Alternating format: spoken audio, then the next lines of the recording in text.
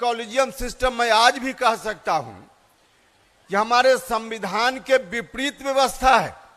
एक तरह से कहा जाए हिंदुस्तान के डेमोक्रेटिक हिस्ट्री में काला धब्बा की तरह है।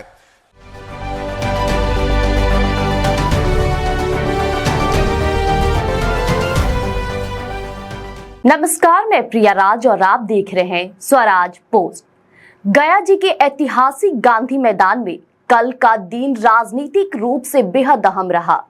जी हां, जहां जुटे थे हजारों लोगों का हुजूम और मंच पर थे राष्ट्रीय लोक मोर्चा के राष्ट्रीय अध्यक्ष और पूर्व केंद्रीय मंत्री उपेंद्र कुशवाहा। उपेंद्र कुशवाहा ने मंच पर एक बुनियादी संवैधानिक मुद्दे को लगातार उठाते रहे, साथ ही साथ केंद्र सरकार और आम जनता के सामने खुली अपील भी की। उन्होंने कई मुद्दों पर बात की, चाहे परिसीमन का मामला हो, वोट बैंक हो, लेकिन जो बात सबसे ज्यादा सुर्खियों में रही वो था कॉलेजियम सिस्टम। उपेंद्र कुशवाहा ने कहा कि कॉलेजियम सिस्टम संविधान विरोधी है। आईएएस और आईपीएस की तरह जजों की नियुक्ति भी कहीं ना कहीं प्रतियोगिता परीक्षा से होनी चाहिए।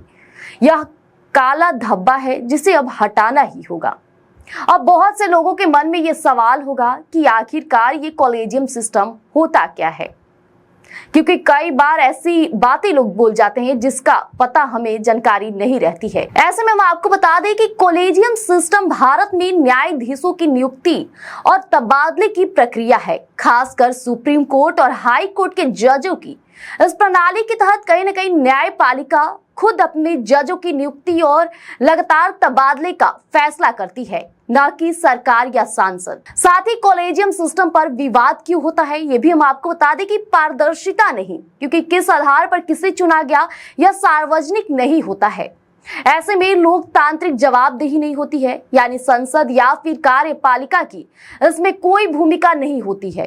साथ ही साथ आपको बता दें कि भाई और भतीजावाद और गुटबाजी के आरोप भी लगते हैं इस पर, लेकिन जज कहते हैं कि इससे न्यायपालिका की स्वतंत्रता बनी रहती है। लेकिन सरकार ने 2014 में एनएजेसी यानी कि नेशनल जुडिशियल अपॉइंटमेंट्स कमीशन कानून लाया, जिसमें देखा गया कि न्यायपालिका प्लस सरकार और आम लोग मिलकर जजों की नियुक्ति करते। लेकिन 2015 में सुप्रीम कोर्ट ने इस कानून को भी असंवैधानिक घोषित कर दिया और कॉलेजियम सिस्टम को बहाल रखा। साथ ही साथ कॉलेजियम सिस्टम जजों द्वारा जजों की नियुक्ति सरकार और कई विशेषज्ञ इसे बंद कराने की मांग भी करते हैं, क्योंकि यह पारदर्शी नहीं है। लेकिन जज इसे स्वतंत्र न्यायपालिका का स्तंभ भी मानते हैं।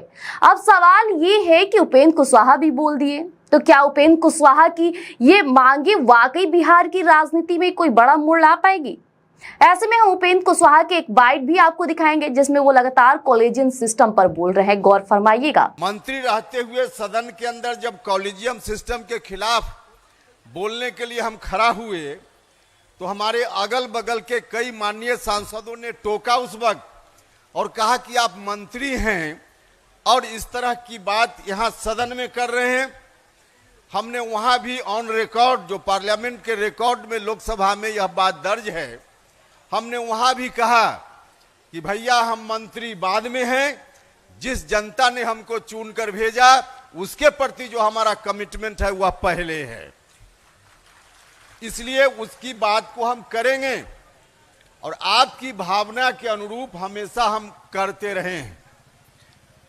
कॉलेजियम सिस्टम की बात जब उस समय करते थे, आज जैसे परिसीमन की बात हम करने आए हैं, इसी तरह की स्थिति उस समय थी। परिसीमन के बारे में हम क्या कहना चाह रहे हैं बहुत लोगों को जानकारी नहीं है। कॉलेजियम सिस्टम की बात जब हमने शुरुआती दौर में उठाना शुरू किया था, उस वक्त भी बहुत लोगों को मालूम नहीं था कि क्या है कॉलेजियम सिस्टम। और आज तो हमको खुशी है कि हम सब लोगों के अभियान का परिणाम है, जब हम ही लोग या हमारी पार्टी सिर्फ कॉलेजियम सिस्टम के बारे में नहीं बोल रही है, अब तो भारत की महामहिम राष्ट्रपति जी कॉलेजियम सिस्टम के अंदर जो दुर्गुण है, जो त्रुटि है, उसके बारे में राष्ट्रपति जी भी बोल रही हैं। हम लोगों के अभियान का यह प्रतिफल है। और वाकई कॉलेजियम सिस्टम मैं आज भी कह सकता हूं कि हमारे संविधान के विपरीत व्यवस्था है।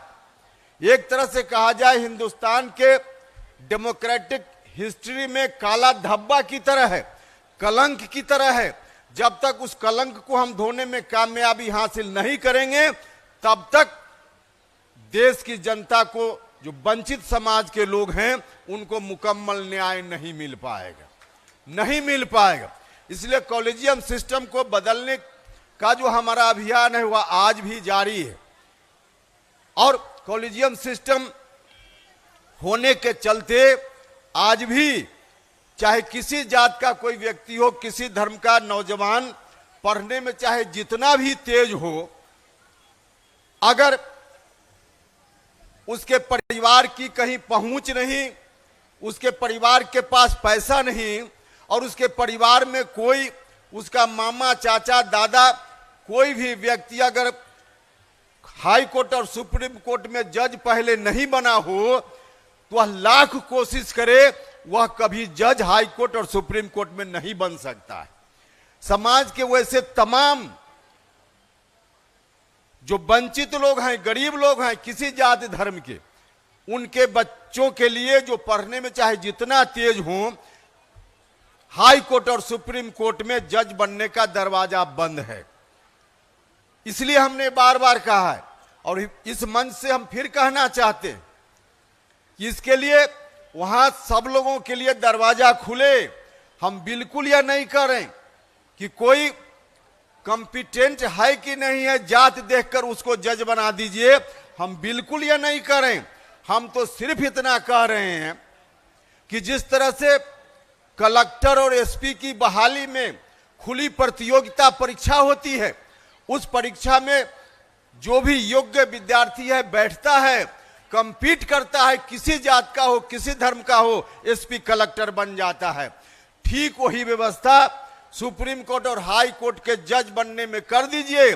खुली प्रतियोगिता हो जाए, सब कोई बैठेगा, जो पास करेगा, कंपीट करेगा, सुप्रीम कोर्ट और हाई कोर्ट में जज बन जाएगा। हम तो यही कह रहे हैं। और जब इस तरह की बात हम करते हैं तो लोग कहते हैं, कई लोग, कि आप ही सिर्फ इन चीजों को ज्यादा उठाते हैं। भैया, यह बात सच है, उपेंद्र कुशवाहा इसलिए उठा पाता है कि उपेंद्र कुशवाहा को जेल जाने से डर नहीं है, और उपेंद्र कुशवाहा कोई बेल पर बाहर में नहीं घूम रहा है। जो लोग बेल पर बाहर में घूम रहे हैं, वह सुप्रीम कोर्ट और हाई कोर्ट की इस व्यवस्था के खिलाफ बोलने की हिम्मत नहीं जुटा सकता है, नहीं जुटा सकता है। तो ऐसे जमीनी और संविधान से जुड़ी खबरों के लिए बने रहिएगा स्वराज पोस्ट के साथ। साथ ही साथ मैं हूं प्रिया राज, फिर मिलेंगे एक नए मुद्दे के साथ। धन्यवाद।